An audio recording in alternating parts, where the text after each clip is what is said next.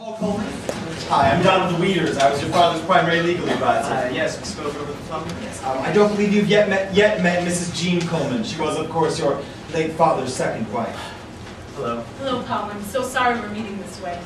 Yes, well, that's the way it goes, I suppose. Yes, please. You should scooch in just a little bit. Thank you.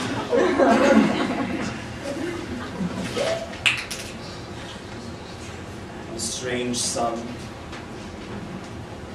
Devoted second wife. A man who strayed far from the home that could no longer nourish his hungry heart. A beautiful woman, nay, classical nymph with fair skin and supple bosom. Maybe just talk about the inheritance. Oh, I'm sorry, Paul. Your father insisted that I recite this declaration before we begin. Oh, God. Such a tragedy that these two should meet amid the demise of a man who loved them both so much. Perhaps more than they will ever know.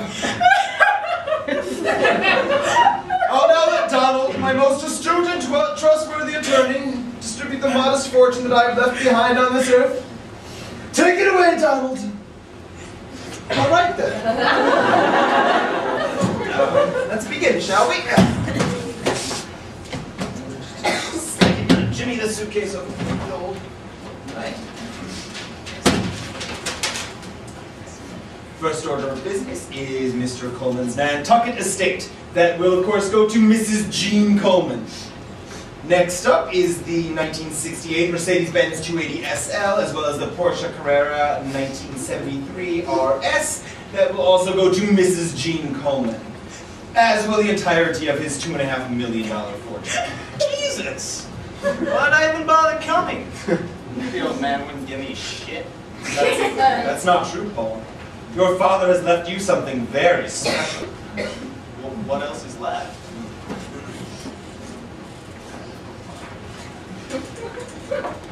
This is the egg of the Cape Barren Cereopsis goose. It is a rare specimen and in flawless condition.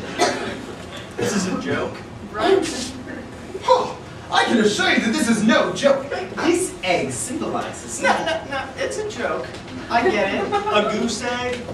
So I get nothing, right? A goose egg is nothing. The old man had to fly all the way up to Massachusetts just so he could have the last laugh. It's typical. No, there's more. This is the Lars Kachinan, the Cape Herring gull. Gavia stellata, the red-throated loon. What's with all these goddamn eggs? Oh, your father was very proud of his egg collection, which he has left entirely to you. What? Even the red-spotted eggs of the white-breasted nuthatch? They too were bequeathed to Paul. But there must be some mistake. You see, Leo promised those eggs to me. What are you complaining about? You got everything else. They were a symbol of his affections. Something I don't expect you to be able to appreciate. What is there to be appreciative of? You get all the money, and I get an omelet. You ungrateful bastard. Your father loved those eggs. Well, I'm afraid you won't be able to make an omelet out of these eggs. You see, they're very old. Your father had his own method of preserving eggs that he had never shared with anyone.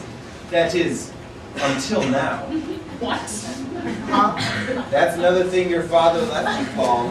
This book, Secrets of Egg Preservation.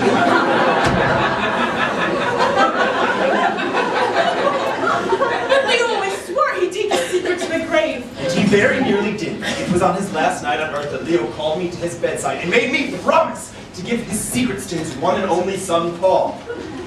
Come on, then. This is some lame joke, and the two of you are in on it. Mr. Coleman, I can assure you are not being chided. I am acting purely in the interest of your late father and his magnificent egg collection. You know what? I mean, she can have the eggs. I don't even want them. I just came because I thought maybe I get the bends. Wait. There's one more thing.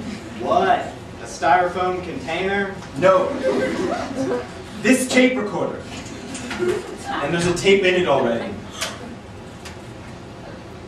Eggs. Oh. beautiful, voluptuous eggs. Won't you share your egg with me? We'll pass it back and forth.